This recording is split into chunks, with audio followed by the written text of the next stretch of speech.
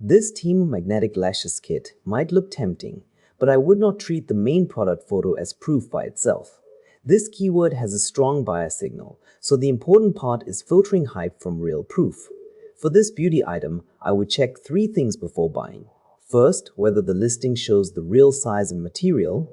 Second, whether buyer photos match the promise. And third, whether low-star reviews repeat the same complaint.